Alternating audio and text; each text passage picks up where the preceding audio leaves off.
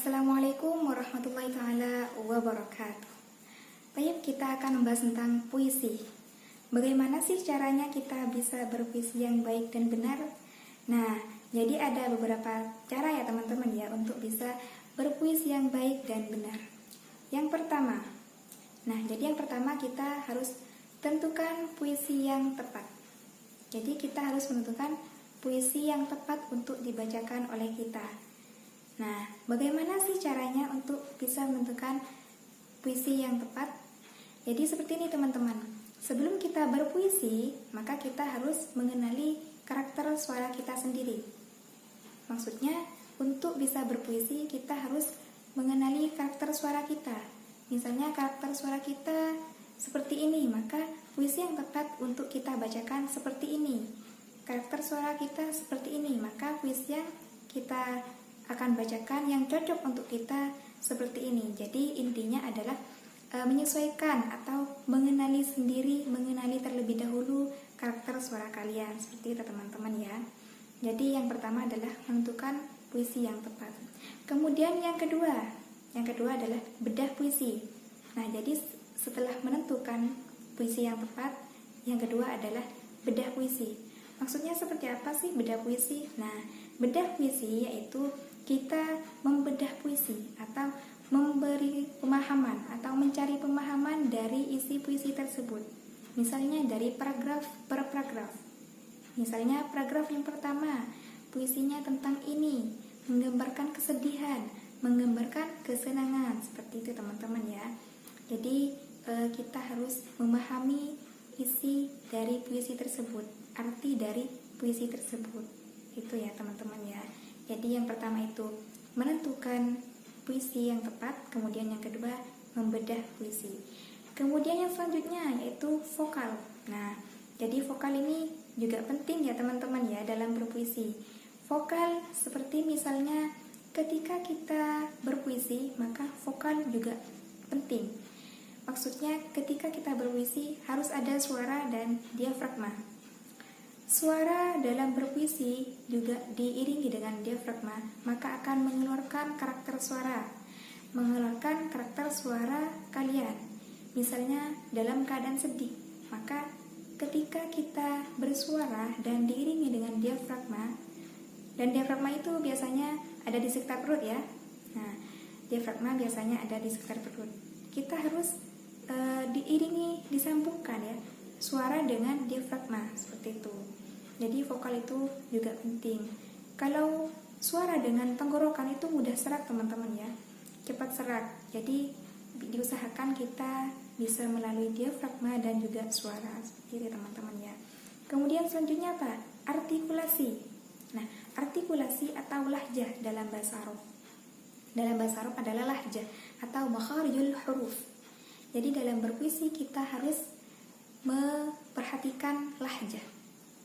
Jadi kita berpuisi itu harus memperhatikan lahjah, bagaimana kita lahjah per huruf, makharijul per huruf itu bisa diucapkan dengan tepat seperti itu. Jadi dalam bahasa Arab itu ada lahjah yang namanya makharijul huruf ya.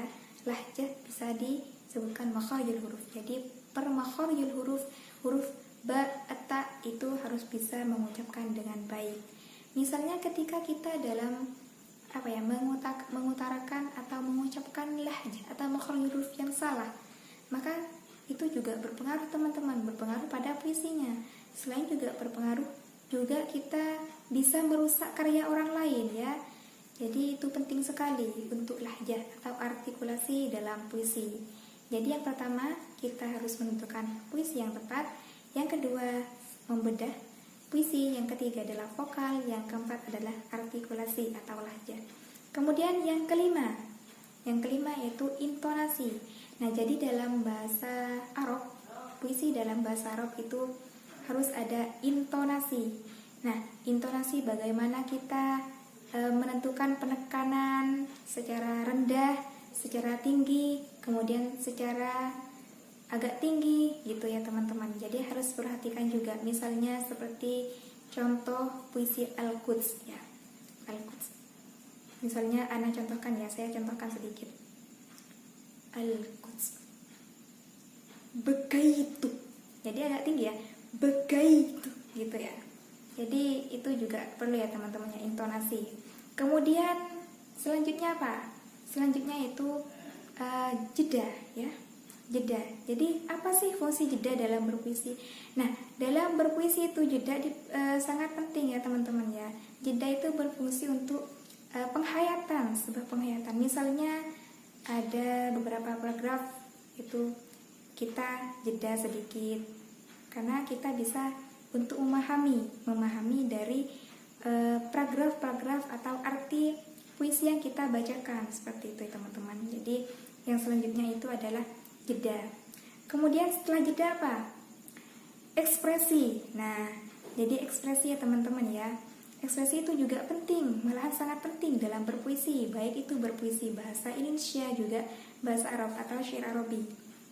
Jadi itu juga sangat penting dalam berpuisi, ekspresi. Karena puisi tanpa ekspresi itu tidak ada artinya teman-teman ya. Makanya ekspresi juga bisa mewakilkan isi dari puisi tersebut ya.